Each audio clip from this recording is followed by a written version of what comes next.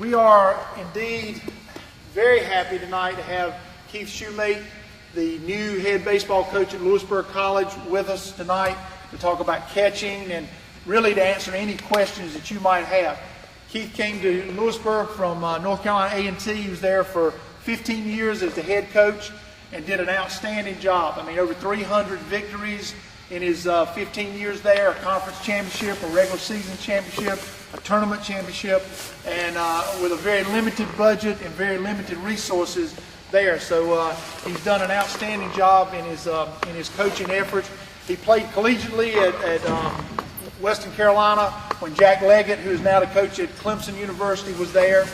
First baseman and designated hitter primarily, but has spent a lot of time with catchers and really has coached just about every phase of baseball. Coached at Greensburg Grimsley on the high school level before going to A&T. So he is well versed in the game of baseball, and I hope you'll ask a lot of questions. He's here to help you. We've already talked to him tonight about maybe coming back in the summer and doing a hands-on camp for a week.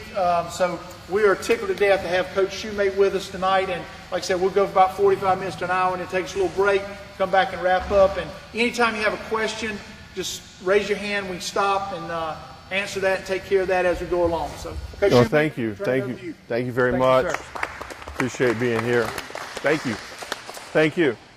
Anytime we're going to talk about any part of baseball or anybody's going to talk, I'll be glad to be there. And thank you for coming out. I want to start out like this, okay?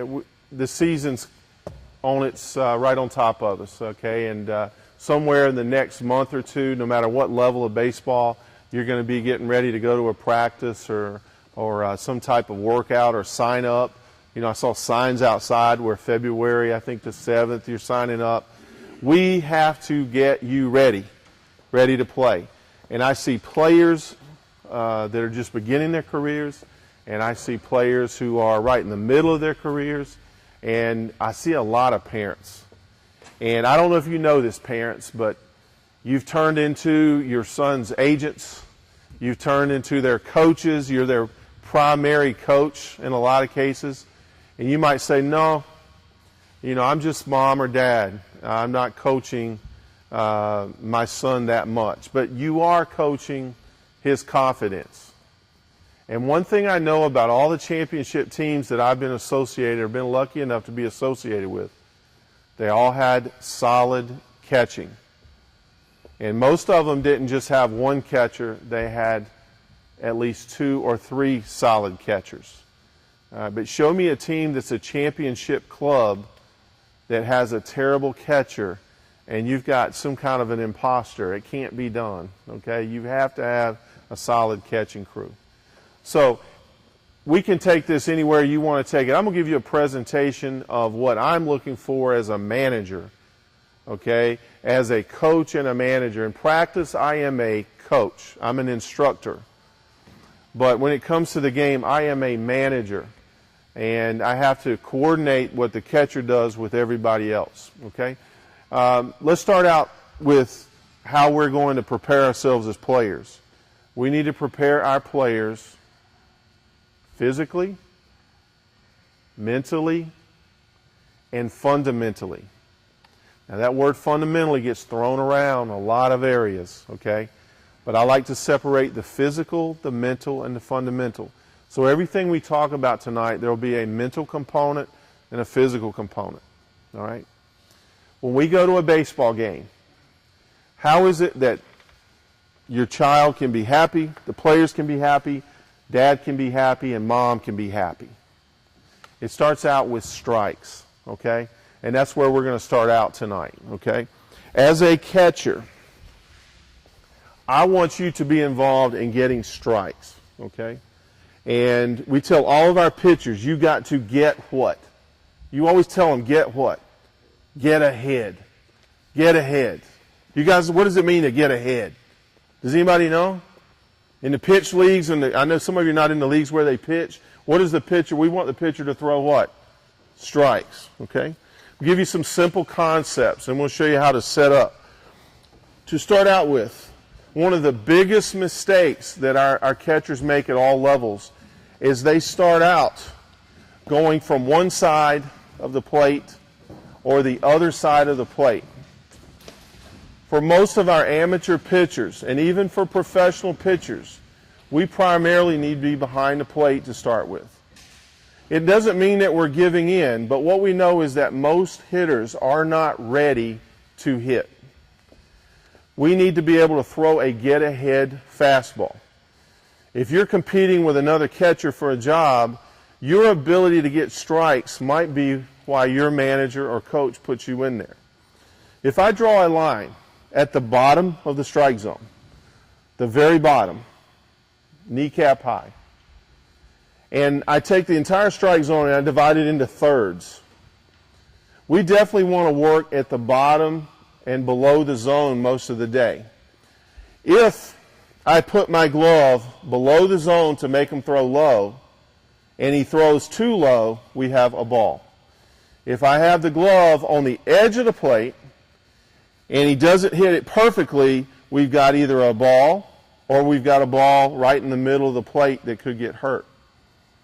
If I sit up outside, the ball comes on 0-0 count. He misses a little bit, umpire misses it. The count is now 1-0. So what we do is instruct our catchers. There are going to be 6 or 7 hitters where we are going to throw the baseball over the middle of the plate. If you drew a line on the bottom, we draw just a small triangle. Instead of giving a low target, we will put a higher target, slightly higher, above the knees. And we want our pitcher to get ahead. If he misses either way, up or down, we have a strike. Now we can expand the plate and go to the corners. Okay? Pitchers do not have to just throw 4-seam fastballs. They can throw 2-seam fastballs. So within the zone, this is a great time for a catcher to get his pitcher to throw 2 seams. Now, let's go to the physical part, and we'll come back to these pitches here in 4-seam, 2-seam. Physically, to catch, I have to be able to squat. The position that I want to sit in, my toes have to point out at least to the middle infielders, if not the corner guys. In the signal stance, behind the plate, I can be on my balls of my feet, I can be relaxed. Most of the times we're going to put the glove, the base of the glove here to hide the signs. We're going to ask the catcher to pull his knees in. We want the right knee pointed at the second baseman. If we're sloppy here, the coach and the first baseman and the runners are going to be able to see what's going on. Base runners have evolved.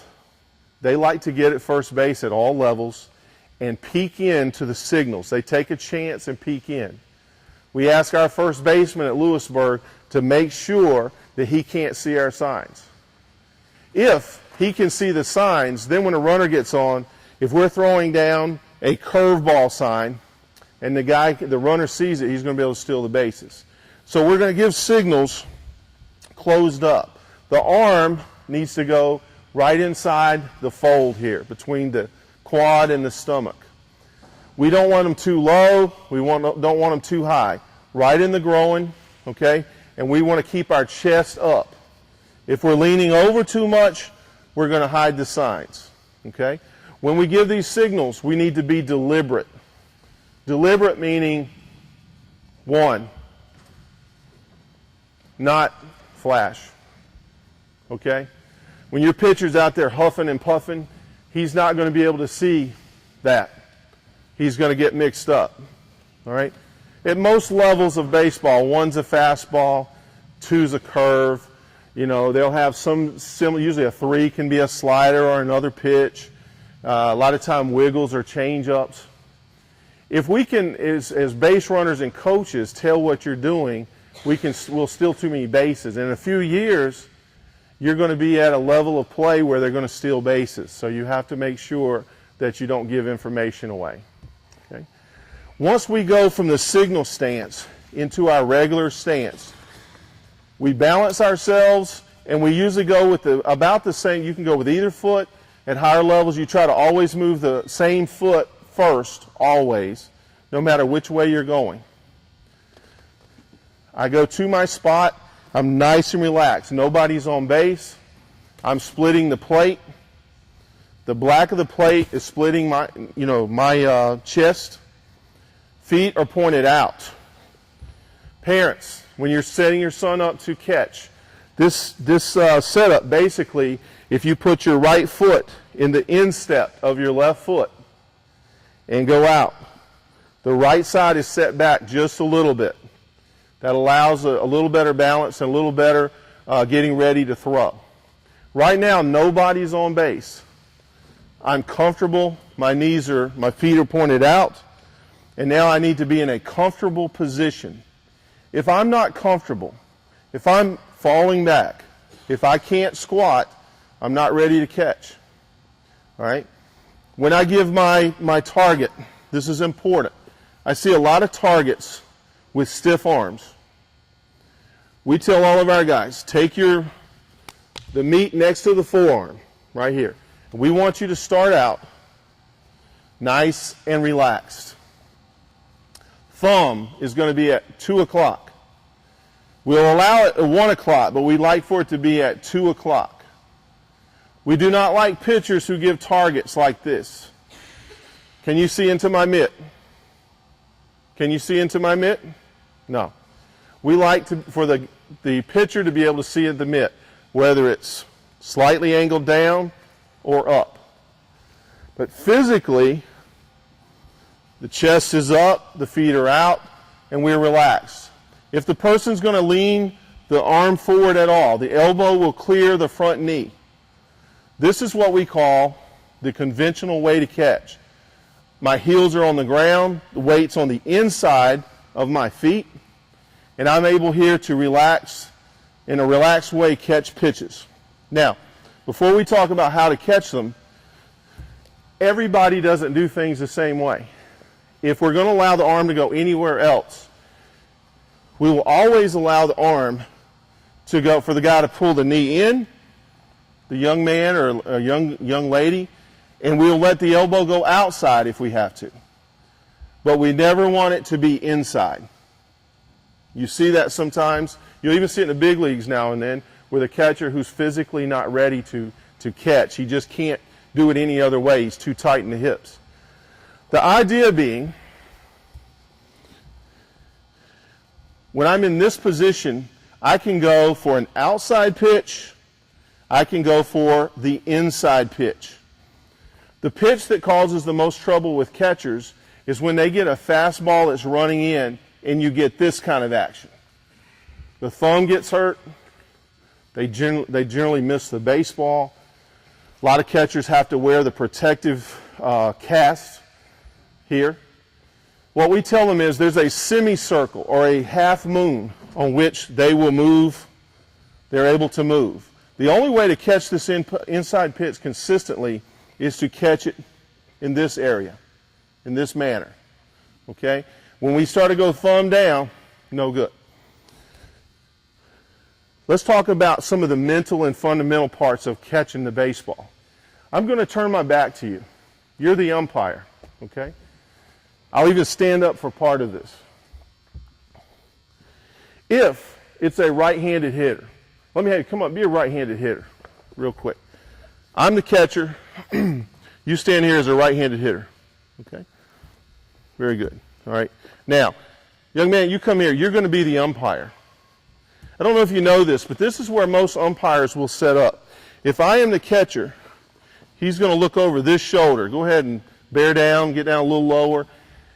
The catcher is going to receive pitches a lot of times that are away, and the umpire is not going to be able to tell whether they are balls or strikes. Stay right there. Don't move. The umpire has to almost guess if you're not catching the ball properly. This is what I want you to know. Okay? When receiving these pitches, all right, I want to be still. As soon as I move, he's going to say ball. Let's turn this around the other way. You're a right-handed hitter. Here's the umpire. Now you're the pitcher. All right? I'm setting up for a pitch. All right? When the ball is inside, he's going to be able to see the baseball. But when the ball is outside, he's really, if he doesn't have a good view, he's going to guess. The worst thing we can do is to catch this ball deep. The second worst thing we can do is move our body. That instinct tells him that, as an umpire, this is a ball. Framing. How many of you have heard of framing the baseball? Okay? How you receive the baseball is important.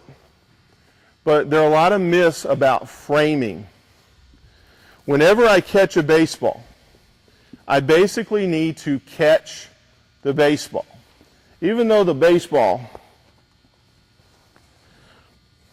is in only a part of my glove, when I catch this ball, the umpire is looking to see if there's glove over the plate.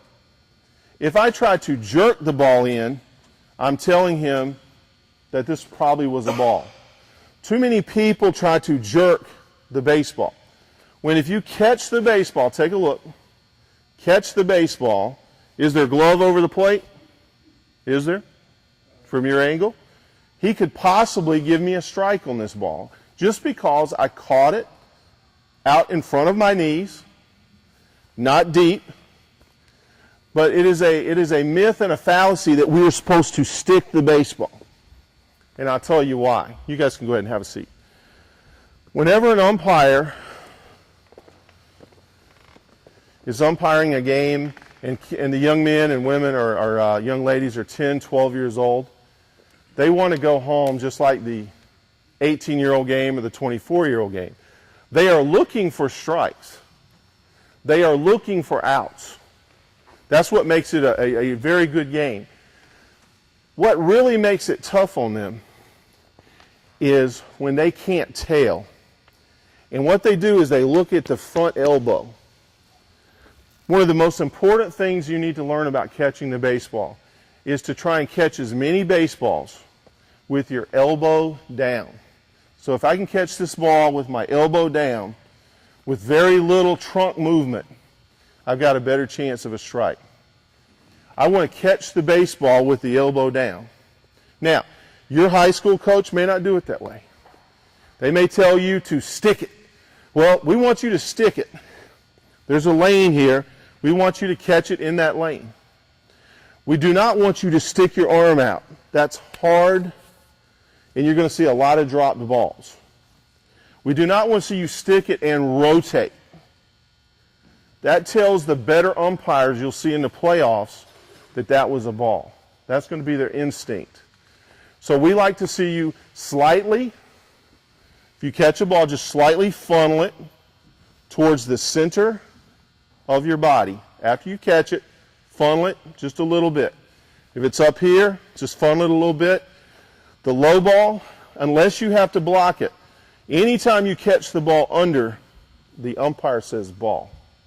We want to catch the baseball and always work it up towards the center of our chest. Ever so slightly, in a subtle way. Big movements, disrespectful to the game. Big movements, disrespectful. Are there umpires who will call it a strike when you jerk it into the zone? Yes. But as you move up the levels, that doesn't happen. Would you rather teach your child the right way or the wrong way? And that's what it boils down to. All right? Now, let's talk about where to set up in the box. I'm going to ask for volunteer again. You guys a little less shy now than everybody else. Come on up in the box. The box, from this corner of the plate here, there are 3 feet to the back line. So let's say this is the back line. Let's say he's as deep in the box as you can get. Get as deep back there as you can get. The rule is for me when I set up, I want to be able to reach out, and I want to be able to be almost touching with the glove. I want to be about no more than a foot's distance. If you are at least a foot from the back knee, you should be able to catch balls in your zone without the bat hitting you. You younger guys, if the bat hits the glove, then the batter is supposed to get the base. Okay? Whatever hit he receives, he can have, but if you get him out, he automatically gets first base. Okay? So we don't want catcher's interference. So no matter where he goes, I want to be able to reach out and be about a foot's distance, about another glove's distance. If I'm so close I can touch him, a guy with a long swing could hit me, and I don't want that. Now watch this. Not everybody at the lower levels stands in the back of the box. Even at the upper levels, some guys work in the front of the box. Nothing upsets me more than at the end of the game when you're fixing the field, the catcher has been in one spot the entire day. There's a footprint here and one here. 2 big holes. But we had batters hit in front of the box. Guys, what am I supposed to do if the batter moves up? What do? I move up with him, no doubt. So I'm going to move up and make that adjustment. Now my pitcher is going to have a better chance to throw strikes. This works when you're 12 years old. This works when you're 18 years old. Okay? All right. You go ahead and sit back down. Now before we move on to blocking and throwing, receiving, there are some things that you can do and get away with. And people, your coaches will say, that's bad. That's bad. But you have to understand that at the higher levels, these are accepted practices. One is when there's nobody on base, I can set up standard with my tail low, or it is okay. It is not lazy to be able to get down and give a lower target. It's not lazy. Lots of catchers in the big leagues will put one knee down. There are other catchers, and you don't have to focus on this at 12 years old, but there are other catchers in the big leagues and even a few in college. When they see a ball is going to be low, they'll keep the upper body still, and they'll get a little more extension by dropping a knee. Nothing wrong with that. I just mention it so that if you watch TV and you get confused, nothing wrong with that whatsoever. Okay?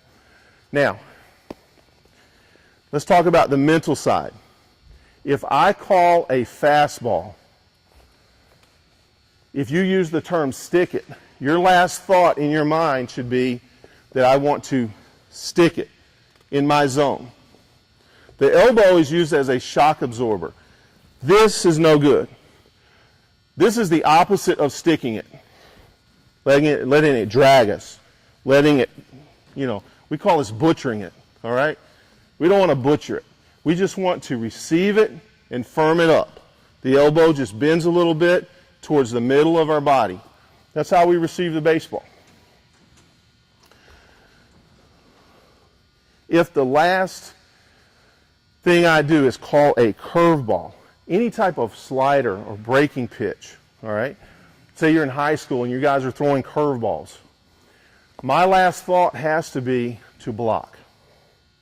It has to be to block. So rather than,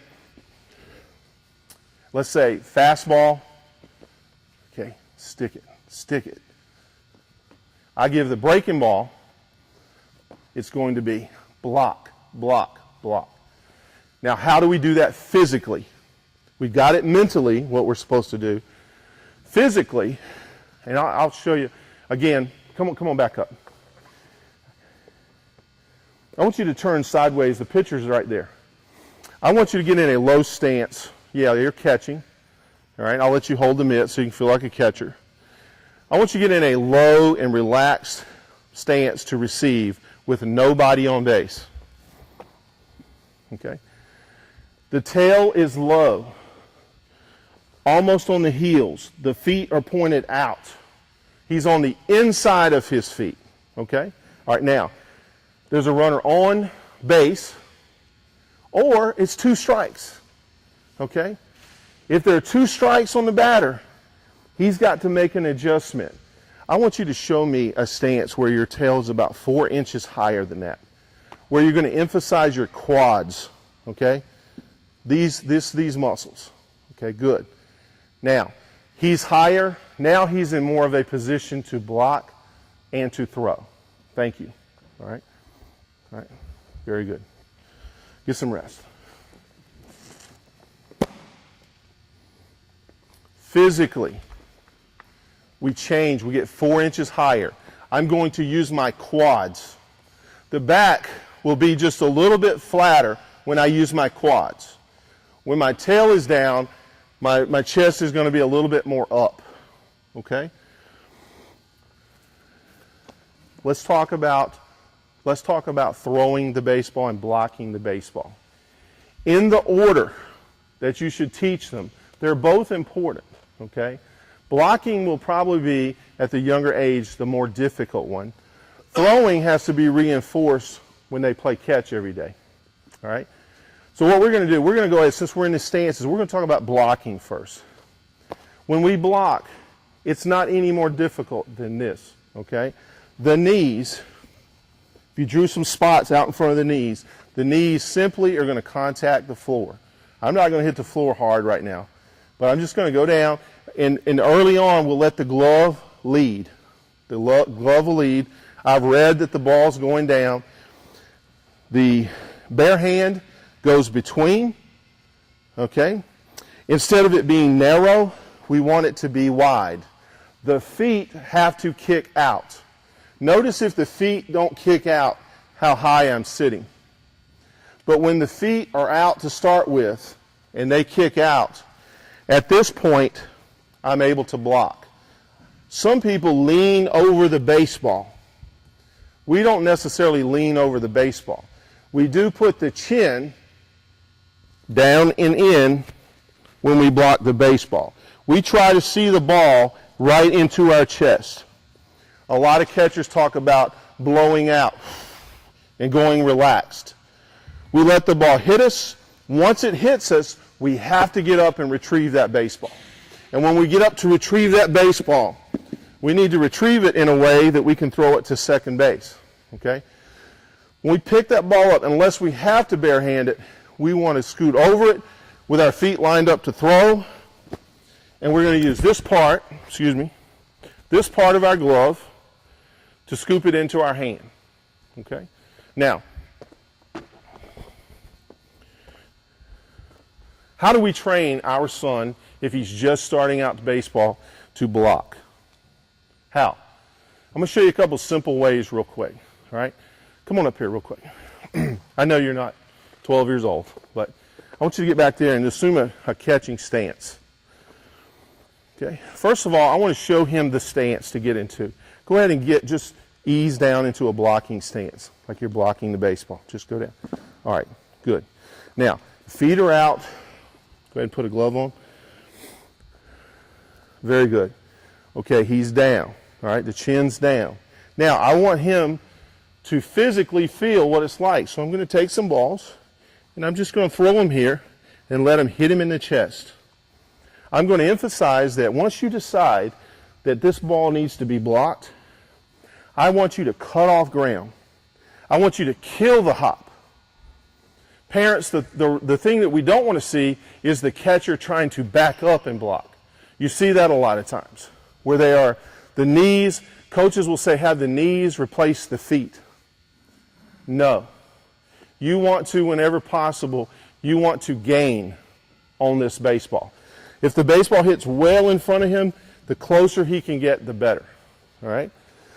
We will go out, in front of him and just use a pointing drill. Go ahead and back up. We're just going to simulate, get into a stance to block. All right? Now, what will happen is I'm going to put down 3 balls. 1, 2, and 3. 3 balls, and all I'm going to do with a fungo or whatever is just point. Now, don't block because you don't have any shins on. But I'll go, boom, and he'll block that baseball. Okay? I'll go, boom, and he'll block that baseball. Whichever ball I point to, he goes down, and he gets back up. All right? You stand up. Okay? Go ahead and relax a second. Take a break. I have to get him mentally ready, physically ready, and fundamentally ready. Whenever the baseball goes into the dirt and it's not straight in front of you, all you want to do from the blocking position is hook the outside shoulder, lead with the glove, and get it around the baseball. The idea being we want the baseball to always block back towards the plate. And people might say, well, why? What difference does it make? Well, first of all, it lines the baseball up for you to throw it to second base. But more than anything, the runner at first base, he is stifled by the fact that the ball is still in front of first place, or instead in front of home plate. Whenever the runner sees a ball that kicks off to the side, he automatically goes. Even the worst runners, they go. The slowest, the most passive, they go. Okay? So we want to put the ball back towards home plate. Okay? So what will happen is we'll just get out in front, and all we're going to do is start out nice and easy. You can use, if they're young, you can use some Incrediballs, soft, any kind of soft balls. And we're just going to underhand the ball wherever it goes. No more than 3 reps at a time and rest. 3 and rest, 3 and rest, 3 and rest. The worst thing if you want to ruin a catcher is sit there and beat him to death. Okay? Do sets of 2 or 3. If you take the pitching machine out there and you line it up and you're throwing missiles right there in front of him, he's not going to be a catcher for long. Okay? Because he's going to say to heck with blocking. All right? The next step, if I want to teach a young man how to block the baseball and get his confidence up, all right, I've got to teach it like the game. Biggest mistake is once the guy knows how to block, is to sit there and let's say, here, take this mitt. All right, just sit there. The biggest mistake is to sit there and just throw balls into the dirt. Because what happens, he already knows that it's a block. What you want to do is you want to mix it with balls that are in the air. Balls in the air. Balls in the air. Balls on the ground. That's the way the game is played. Okay? More baseballs that are fastballs get through than breaking balls because they're quicker. They're not reading the down angle. There is zero excuse. Once they learn how to block the baseball, if they put the 2, what is 2? Breaking ball. Let's just say it's breaking ball. If they put a breaking ball sign down, they know it's a breaking ball. Mentally, what's their last thought? What should it be? Block. Now, if they don't have to block, they simply catch the baseball out front. But when they put down a fastball, they're thinking stick it. If they're a poor blocker, you want to, and they're good at catching and receiving the baseball, you want to replace stick it with block it until they become a good blocker. Now, this is important. Mom, Dad, put this in your notes. This is the way the game's played. We'll get on to something more complicated in a second. Nobody on base. Do I have to block? Who says yes, who says no? Anybody say yes? Anybody say no? Okay. Here's the deal. Put this in your notes. At all times, we want to keep the baseball off of the umpire. When you let the baseball hit the umpire, and it happens more than once, and the umpire starts to get hurt, he's going to get his somehow. They don't mean to, but subconsciously, they're not going to call strikes for you. Take care of him. You'd be surprised how many guys get to college, and when a ball does go back, and let's say it's fouled back and hits the umpire and hurts him, you'll be surprised how many guys will pick the ball up and throw it back to the pitcher and get ready to give the next sign. At this time, the catcher should call time, let the trainer or whoever check him, the other umpires, go out and talk to the pitcher. Give him time. Give the umpire time. Be nice to the umpire, okay? All you young guys, repeat after me. All you guys up here. All right? Repeat after me. Be nice to the umpire.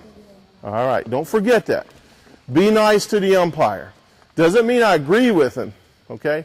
Never disrespect the game. Never say something bad to the umpire, even if you disagree with his calls, okay? Until you get old enough to call him by his first name, okay? And you guys aren't old enough yet. He is sir, all right, or Mr. Ump. Mr. Ump, okay? Put this in your notes, parents. Never call him blue. Some of them have worked, and even the ones that haven't worked at higher levels, calling them blue is disrespectful. We don't mean it that way, but blue is the way they call a dog, like, here, blue, here, blue. We don't want to do that, all right? So be nice to the umpire, okay? All right. Now, nobody on base, 0-0. Am I in a blocking stance? 0-0 count? No. What about 0-1 count? No. What about 0-2 count? There's nobody on base. Why am I blocking? Huh? That's right. If there is a strike, a swinging strike, if there's a miss, a lot of people don't know this, but if the ball even hits the ground, whether the umpire catches it or not, if it hits the ground, the batter is able to advance to first base, and you have to put him out. You have to get him out. Okay? All right. Let's talk. We could go all day long about blocking. All right? At the higher levels for you high school guys getting ready to go to college, I'm going to give you the best drill ever. Find somebody who has a fungo. They don't have to hit the ball hard. You can get 40 feet away, 50 feet away, 60 feet away, 80, 90 feet away, and simply hit the baseball nice and easy in front of home plate. When you miss and the ball's in the air, they catch it in the air. When it's on the ground, I don't care if it bounces 3 times, they get practice of going down and blocking the baseball. Okay? Catcher asked me this one day, and I believe in telling you the truth. Now, the Little League coaches are going to shudder here. If you see that the ball is supposed to be blocked, you block it, and you forget about catching it. Okay? Forget about it. But if a ball is thrown at the higher levels and the runner is stealing, all right, the guy asked me, is it okay to pick that ball? Fundamentally, we want him to think block, block, block. But at the college level and above, if he has practiced picking a ball when the runner is stealing, that is allowed at the big league level. But for us to be good, we have to work on block, block, block. Okay? Once you decide to block, you never try to what? Catch the baseball. You absorb the baseball. Let's talk about throwing real quick. When we play catch in the outfield, the catchers got to get their arms loose like everybody else. Some people have them doing drills, and they never really get a chance to get their arms loose. You know, they should use cords just like pitchers, get their arm warmed up, make sure their legs are loosened up, and play with 4 seams, okay? 4 seams. You can do this at home. Just throw the ball up, and then just try to catch it and grab across seams. If you can get across seams, that is good. 4 seams, mom and dad, is when 1, 2, 3, 4 are hitting the air. That's the straightest ball. 2 seams is when I grab the baseball either with the seams, 1, 2, 1, 2, 1, 2, 2 seams, or I can go across the 2 seams where they're narrow. 1, 2, only 1, 2 are hitting the air. And that's how the pitchers throw their sinkers. Now when you throw, do you want the ball to sink or do you want the ball to carry? Do you want the ball to tail or do you want the ball to be true and straight? Which do you want? True and straight. If you want to be true and straight, try to get across the seams and try to be across 4 seams when you throw the baseball, okay? Here are some myths that we've got to knock out real quick. One is, when I don't have arm strength, All right, catching the baseball and trying to run the ball down to second base to throw is no good. At a young age, I'd rather you bounce it down there than to run with it. If you draw a line between the feet, and again, the right foot's going to be back just a little more to help the young man throw. I still want to be square up top, but the right foot's dropped back. When we receive the baseball, the ball is going to turn us. Number one mistake a catcher makes in throwing down to second base is that they try to do a lot of things. They start trying to move before the ball gets there, and they miss the ball. So all you young guys, and even you high school guys, I want you to repeat after me. Let the ball, say it again, let the ball turn me. Okay. I do not want to start turning my body or start trying to get a jump on the baseball. No matter what anybody tells you, you have to catch the ball first. The only movement that we would ever allow is this movement. Before the ball actually goes into my glove, the right knee can turn in. The right knee is allowed to turn in just to get the athlete on the inside of that foot. It's allowed to turn in. Okay? That can help a lot of athletes. Next myth. Or I sort of mentioned it before, but here it goes again. When I get ready to throw, the less that I travel, the quicker I'll get the baseball down. If I draw an X right below my chin, when I'm done, I would like for my right foot to be on that X. The further in front of that X I go, all right, the less I really believe in my arm. Believe in the arm that you have. Let the ball turn you. Make the exchange always in the center of the body. How many of you have heard a coach tell you, take the ball to the ear? Have you heard that before? It wasn't wrong, but what happens is gloves have changed over the years. It used to be, in the days of Yogi Berra and other great catchers, they caught the ball with two hands. If you're teaching two hands, the way you teach it is you put the thumb inside the hand and the hand goes right behind the glove. And that way it's protected. We don't teach that so much at the college level. You don't see that. We take the hand, and what happens is when we get ready to go, butt up, our hand stays either in here or we prefer right outside the quad, here. A guy came along named Johnny Bench, and Johnny Bench started one-hand catching, okay? Goes down today as the greatest catcher of our time. You know, we might can argue in some areas, but what Johnny Bench did was he caught the ball. You see, our mitts changed. Just like our outfielders now catch the ball, they don't have to catch the ball two hands. We want them, when they catch a ground ball in front of them, to use two hands.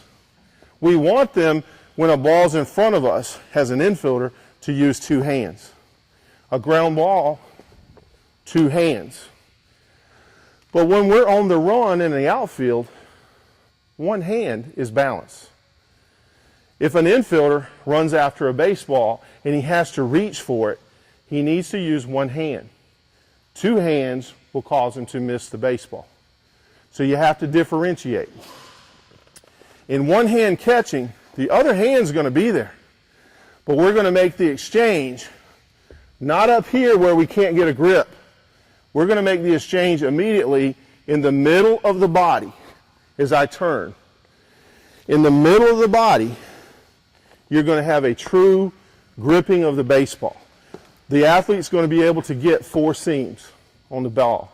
A lot of guys, this is what you want to look for with your older guys and your younger ones, is receiving it and flipping it. We do not want to flip it. That's not going to be consistent. Some people might want you to flip it. I'm here to tell you, all right? Division I, junior college, professional baseball. We don't flip the baseball, all right? We get a good exchange. We take the glove and press the ball into the hand, okay? When we throw, if I'm going to move this, I'll tell you what, I'll use this line here. Whenever I throw, whatever my center line is, that's the line that I want my foot, my right foot to be on. So when I get ready to catch the ball and throw, I want to make sure that my right foot is on that line. The right foot is going to travel somewhere between 5 to 6 inches. And for a younger guy, it might be as much as a foot, maybe a foot and a half. But the less or the least amount is best. Less is best, okay? There are variations, okay? Now I'm going to blow your mind again here. Most catchers cannot throw well to second base, not because of their arm strength, but because they do not get closed off. They're in such a hurry, they come up and they try to throw, and the shoulder is still 6 to 12 inches open. So if I'm throwing to you guys here in front of me, I want to make sure when I exchange that I get my shoulder closed. Same thing, my shoulder closed. Same thing here. My shoulder is closed. But parents, coaches, agents, all right? That's what you are. You're agents right now, okay? You're trying to find the best situation for your son or your daughter. The lower half does not have to be all the way closed. Take a look. Most of the best catchers in the big leagues, when they're done, they are closed, but their left foot is slightly open of the line. It might be closed angle, but it's not blocking them off. The other thing we look for is when they throw, we want them to throw with their back foot down. It's important when they throw to let the back laces go down. Keep that foot down for power. You don't want the foot to fly up in the air early. You want to keep the back foot down. Turn the laces down. Next, when I throw the baseball, I don't want to throw the baseball to the base. You guys, again, repeat with me. Repeat. All you young players, older too. Repeat. Over the base, at the waist. Over the base, at the waist. Okay? Now, your coach is going to praise you. If this is second base and you throw down and the ball goes right here perfect, you are going to be praised. They're going to be like, yes! That's good. Okay? If the throw is really high and goes in the outfield, not so much praise. Okay? All right? But if you aim for this low spot, more times than not, the ball is going to hit the ground. That's still okay-ish, but what happens when the ball hits the ground? It slows down. And it causes the infielder to have to reach for the baseball. And sometimes it goes all the way through anyway, and that's not good. That's not good. Okay? So, throw the baseball to the waist. The weaker the arm, let's say you just haven't, your strength has not come in yet. It may not come in until you're 18, 19 years old. Some guys are strong when they're 15, 16. They can make that throw. Then you can aim a little bit higher. You can throw a little more to the face. But I'm telling you, when you move up the ladder and you make the high school team and you got a chance to go play college and you want to get in the starting lineup in college, throw the ball to the waist. And if it misses low, you're perfect. Now, when you really get good, maybe you can go to the knee. All right?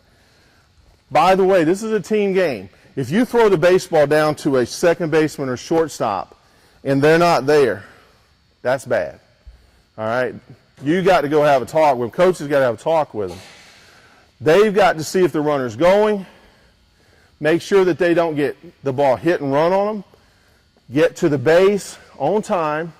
We have our infielders go to the front, and we have them straddle if it's a good throw, and we have them wait for the ball. Don't let your shortstop get to the front of the base, which is lazy, and not move on a good throw, and then reach for the ball. The ball that you throw is a lot faster than the one that they try to swipe. Now, I'm going to teach the shortstop and second baseman how to tag. And I want you to remember this as a catcher. When they tag the runner out, if it's a good throw, and sell it to the umpire ready to throw it around. You'd be surprised when you tag at home, first, second, or third. When you quick tag and show it to the umpire, it brings a response, okay? It's like, I expect something. I expect an out, all right? Not only do I show you I caught it, which wasn't even an issue. I caught it anyway. It was in the air. It was an easy catch. But I show you I got the ball, and I'm ready to throw it around. If they make the wrong call, do we say anything to the umpire? No. Always what? Be nice to the umpire. What do we call the umpire? Sir or Mr. Ump? Okay? Mr. Ump. All right. Throwing. All right? Do we always throw to second base? No. Sometimes we throw to third base. All right? Right-handed batter. Come on up, instructor. Assistant. Shorter is better. Here are my rules for a young catcher. When I receive the baseball and a runner's going to third, I let the ball what? Turn me. I let the ball move me. I catch the ball, and I want to stay as short and quick as possible. If I have an open throwing lane, then all I do is just throw. If he's deep and I have to do just a little bit of a drop, I keep it short. For us at Louisburg, we never throw over the batter. Never. Okay? Never. 90% of our throws are behind the right-handed hitter. The rule book says the hitter must remain where he's at. He cannot drift back into you. Sometimes they want to get out of the way, and they'll move right back into you. That's interference. If, let's say that no matter where I'm throwing, if the guy gets in front of me, all I have to do is lean over the plate when I throw here. Ready? Lean over the plate. All I have to do is make contact with him, and we've got interference. Okay? If it happens. All right? Now and then, you're going to get a pitch when you're sitting outside. You're going to get a pitch that's somewhere way up here. If you get that situation, then it is okay to throw in front of the hitter when you're throwing to third base. Most important rule, let the ball move you. Let the ball turn you. Okay? All right. Be a left-handed hitter. This is advanced. This is a little more for the high school guys. Whenever we set up inside on a righty, we set up inside. When we're in the middle, we're in the middle. But when it's a left-handed hitter and there's a runner that wants to steal, we're going to give our target inside, off of center. We are not going to get totally behind the left-handed hitter. Does anybody know why? Any idea? Blurt it out. I think you're on the right track here. Most catchers, when they catch this ball, what's the first thing they're going to do? They're going to go this way, okay? When we first started talking about throwing, we talked about this line. You never want to clear that line with your right foot. That time is going to allow the runner to steal the base. Okay? You're good. So, never totally behind the left-handed hitter when there's a guy on base. Just a little small thing. Other things about your setup that affect the running game. Doesn't even have anything to do about throwing, but watch this. Somebody tell me what pitch is coming here. I'm not going to let you see, all right? Tell me what pitch is coming. He says fastball. Tell me what pitch is coming now. I'm covering my sign up. Breaking ball. As catchers, we want to go into our stance the same way every time. If you have to hop on the breaking ball, hop on the fastball. Okay? The umpire would rather you be smooth. But I don't know how many high school games we go to, and the catcher will get in this alert position, butt high when he calls a curveball. Okay? Here's another one. Catcher gives a sign, okay, whatever sign it is. And then he just simply goes sideways and settles down. But then all of a sudden, he gives a sign, and instead of hopping, he moves up, and he lets the whole world see it. When you move up, you've told the other team that the breaking ball's coming, okay? So you set up where you can catch all of the pitches, okay? We had a team at A&T one year. We didn't, like I said, we didn't have the resources, but we stole 150 bases. We finished second in the nation in stolen bases to a team called Miami, okay? And one of the ways we did it is we watched catchers. And we had a saying, okay? If the catcher goes wide, I'm gone. Whenever the catcher gets really wide, he's thinking about blocking, okay? So be consistent back there, all right? How much time we got here? We good? Yes. The next part will be questions, but we've got so much other we could talk about. We won't make it long, but I just want to whet your appetite with this. Let's talk about the mental part of running the game, okay? And what a catcher needs to do responsibility-wise on his other plays and to get the pitcher where he needs to, okay? Thank you for your attention. Let's take a good break here, all right? Thanks. Thank you. Hey, I just want to hit some high spots real quick, and if they apply to you in the league you play in, great. If not, we'll help the older guys with it just a little bit. Let's talk about the glove real quick. Sometimes the gloves are too small and narrow. The baseball wants to see in it. The bigger the target, the better. When these get too loose, you can tighten them up, but they can get too tight. The spot that you want to catch is right here between the fingers. That's the spot that you want to catch. A lot of people think that you catch the ball way up in the top. That's only in an emergency that happens. You want the mitt to be broken in enough that the ball closes the mitt. We don't really do the tweezers thing. The ball should close the mitt. We work for the pitchers. They are the reason for our existence. And you may not believe that. You may believe this is about you getting drafted, you getting to the summer league team and being the number one guy. But we have to work for the pitcher. I guarantee you, your manager, your head coach, your instructor will be happier if you have the lowest earned run average than if you have the high batting average. Your dad's going to be proud of that batting average. Mom's going to love it that you're playing. But your coach wants you to run the pitching staff. This is for parents, coaches, and everybody. I'm going to give you some suggestions about how to act and call a game and that sort of thing. First of all, everybody's looking at me. I want to have positive body language. If a ball ever gets through, I go after it. I'm never going to sit up there and go, or slam my glove. I'm not going to turn around and question the umpire. I'm looking straight ahead, and all I care about is the next pitch.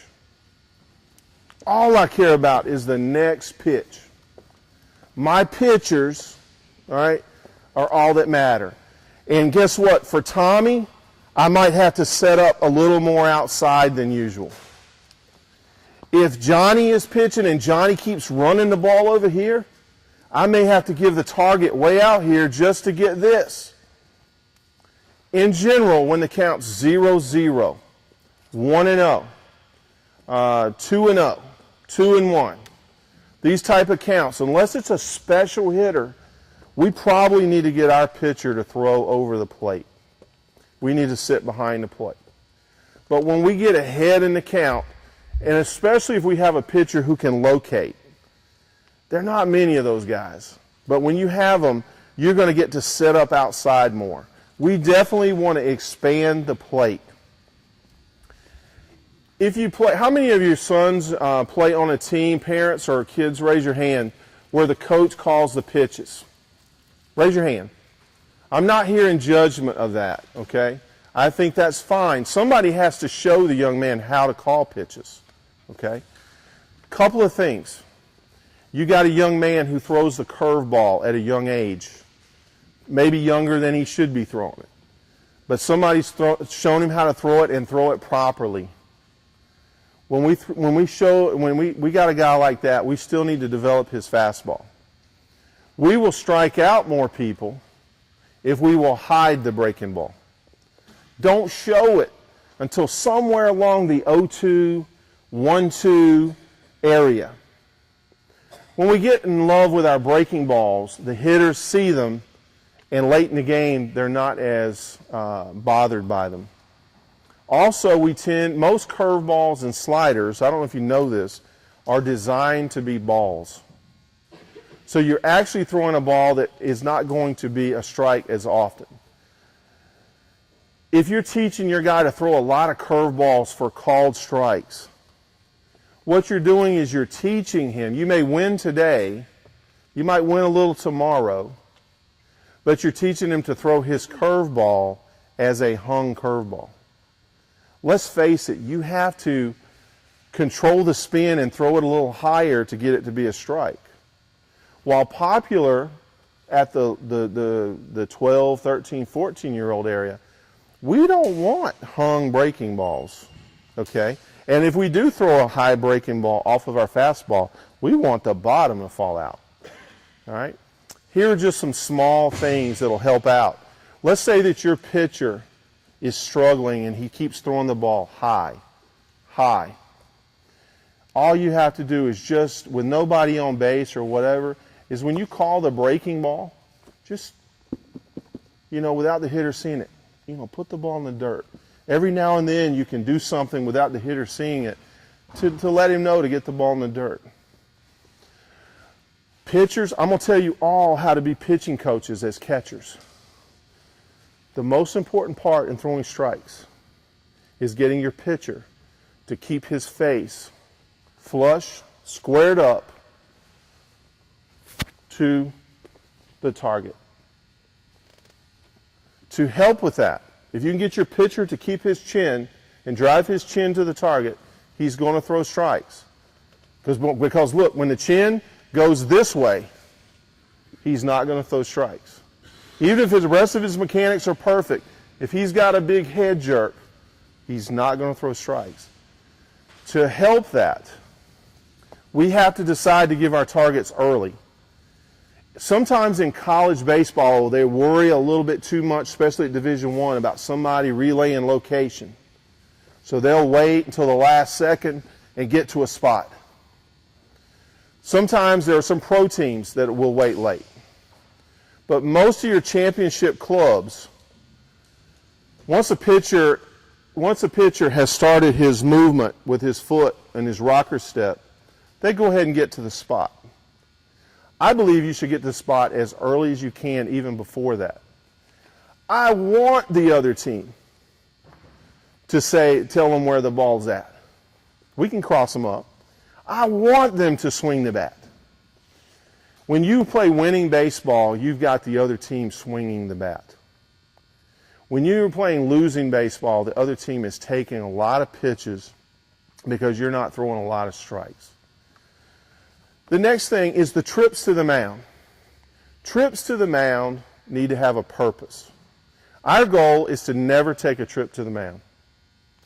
The umpire's happy, and if the umpire's happy, everybody's happy.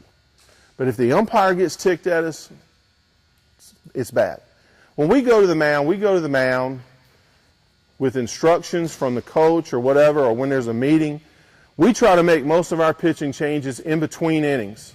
We want to limit how many times we go out there and stall and then get a guy ready to come in. You see that at the World Series level, you see it pro ball, but in general, the umpires don't like that. So get your pitchers warmed up. The best thing you can do for your starter is go warm him up in the pen. As a coach, a lot of times our parents were coaching, we'll have one catcher go warm the pitcher up. But then we'll have him come in and throw to another catcher. The starter should warm up at least part of the time with his catcher. All right? Even the Mike Piazzas and the Pudges and all those guys, they even got in the habits later in their career, they would go down and actually catch a few of the pitches. You could go to Atlanta and see McCann. He would go down and warm up his starter. They do have bullpen catchers, but the starter is going to get the game going, okay? And you need to have a relationship with him, all right? There are other things. It may be that he goes too slow. The pitchers go too slow. And then at the end, there's a jerk. They take pitching lessons, and the pitching coach has them, okay, we're going to go nice and slow and get their form right. But they never get into speed. They never have a tempo. As a catcher, we can remind the guy, hey, full tempo, all right? The ball down, all right? If he misses high, quit giving this target. At Louisburg, we give this target to get ahead. But once we start throwing our sinkers, we give the targets much lower, much, much lower, all right? A couple of other things. When the guy does something good, let him know he does it good. If you're in a league that throws the ball around, all right, throw the ball around, hit the guy in the chest, all right? There's nothing more demoralizing when a guy comes up and throws a ball in the left field because he doesn't like to throw. Practice that. Practice it. Tag plays. It's amazing that how many times we will throw a ball home, we miss the cutoff man, and we got to play, and everybody's excited, but we haven't taught our catcher how to make this play. The catchers need to take ground balls. At Louisburg, when our catchers don't have anything else to do, we send them into the infield when we're hitting a lot of ground balls. They go out with their mask on and their equipment, and they'll sit there and we'll hit them ground balls, and they'll turn and catch those balls and tag the guy out. Or sometimes they're one-hand tags, and they show it to the umpire. But they have to learn how to field ground balls. Biggest mistake that they make is fielding from up to down. How should they field? Down. They should field from down to up. There's an art of the catcher acting like nothing's going on and then being able to make the play. If the catcher is going to deke the guy, he'll give him the plate, and then all of a sudden he'll move to a point right in front of the point of the plate, this point here. I don't like for the catchers to get right against the edge, about 5 inches. If you're not into fooling them or deking them, you always want to show them plate. You guys can see plate, can't you? If I'm standing in front of the plate, no matter what the rules say in your league, what's likely to happen here? There's more of a chance that the runner, even though he knows he's supposed to slide, he feels challenged. He doesn't see you with the ball. He's liable to run through you and there'll be a collision. We want the guy to slide. That's what the league rules say. Encourage him to slide by showing him some plate. Okay? Guys, it is okay to let them catch the baseball and then to tag with a swipe tag. If we haven't taught them how to get down and block the plate, we need to let them tag that way. Buster Posey tags that way a lot now. A lot of catchers have gone to that because it's not worth tearing up their career. If and when there is collision, the toe needs to be pointed at third base. No matter how they start out, when they step in, they're not going to get hurt as bad if someone slides into the knee. But if the knee is sideways and there's some kind of collision, that's when we have a year-ending hopefully not, but maybe a career-ending type injury, one that's going to put us out a year or two and slow our progress down. Okay? Be nice to the umpire. Get confidence in the pitcher. Don't let your pitcher worry about the last pitch. Don't let him worry about next inning when he's got to face that big bruising hitter. All we care about is the next pitch. You know, give him, everybody calls it now glove love. You know, you catch the ball, he throws a good pitch. Yeah, you know, take that glove and give him a little love. If you're going to work on first and third plays, do you guys do first and third plays? Okay. Do you? You may not do that as much when you're younger. We have a real simple play. We throw the ball down to second base. Okay. At the higher levels, you catch the baseball. As we get ready to throw, we will glance the runner. If the runner has his shoulders squared, then we just abort the play and we'll throw to third. Unless they're running a play, we're going to come up and we're going to glance and we're going to throw the baseball down. For whatever reason, that runner does not run as fast when there's a runner on third. Also, don't think that just because there are runners on first and second, that you have to throw to third base every time. Let me give you a little quiz. Where would you throw the baseball? If the runners took off stealing, okay, and the runner on third was the fastest, on second was the fastest man in the world, and the runner on first was the slowest man in the world, and they both took off stealing, where would you throw the ball? Second base. See, we figure this out. The guy on first, a lot of times, even when he's fast, he doesn't want to take off until he's sure that other runner's going, okay? And this is an age where guys don't hustle. So you can throw the balls to other places. A couple more areas and we'll shut it down. Let's talk about pop-ups. Pop-ups. Remember what I told you. Two hands is sometimes good. But everybody put your hands above your nose. Even moms, put your hands above your nose. How in the world are you going to see the baseball right there? And then we get mad when they drop a pop-up. The area to catch a pop-up is as high is up high enough, not low, but off of the shoulder that the glove is on. Okay? When the ball goes up, let's say that it's a right hand or left-handed hitter, and I don't know where the ball is, which way should I turn first? Anybody know? Always turn opposite of the hitter. Next, I'm going to find the baseball. All right? There's some other steps in here. If you use the old mask, okay, and you take the mask off and find the baseball, you're going to run to the fielding area and throw the mask in the opposite direction. The back is always going to be turned to the mound. If it's on this side, the back is going to be turned to the mound because the ball spins back towards the field. All right. Roy Campanella, great catcher for the Dodgers.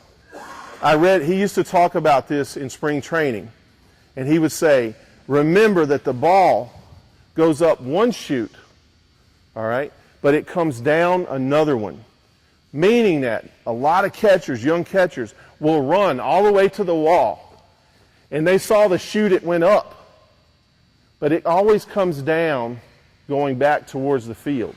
So I want to keep the baseball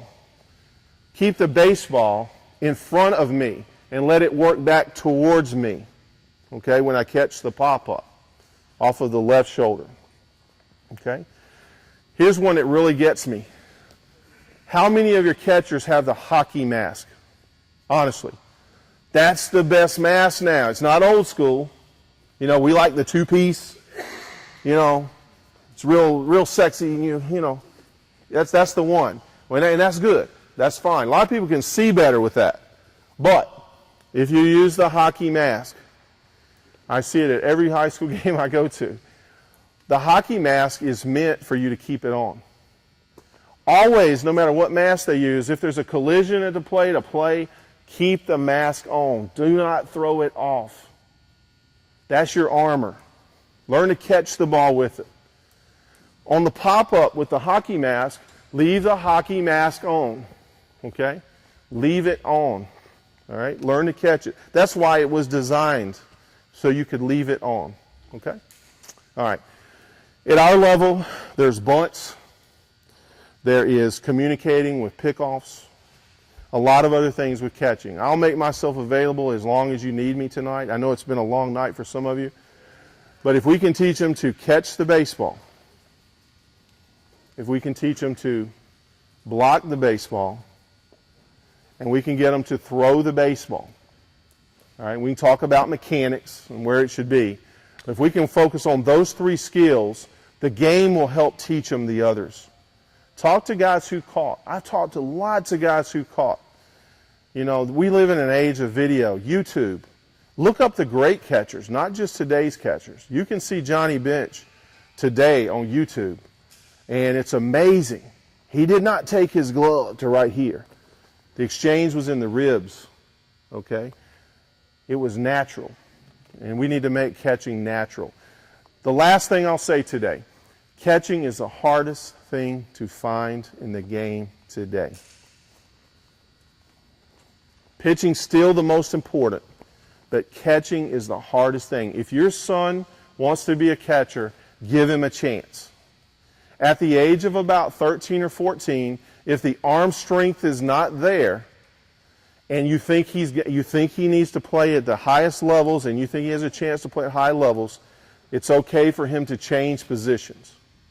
At the age of 17 and 18, if you can't throw the baseball, you're really hurting him if he's going to try to play at the next level. If he can be a good high school catcher receiving and practice at another position, that would be ideal. Okay? I'm going to stop. I could go on all night. Nobody knows it all about catching, but from a manager's standpoint, catch the baseball, set up in the right place, let's get strikes, and then let's expand. Let's be confident. Let's have great body language. Let's be positive. And when we get in the cars, Mom and Dad, let's celebrate whatever happened. Let's not talk about individual performance. Let's talk about the team. Let the coaches or even yourself instruct them the next day after a cooling down period. Okay? Never talk about 0 for 4, 4 for 4. Always celebrate the team. Okay? Thank you very much. Appreciate you. Questions, I guess. If there, You might have a question. Questions, anything? Ask Coach Shumate. If you want to stay around individually, that'll be fine too. Okay?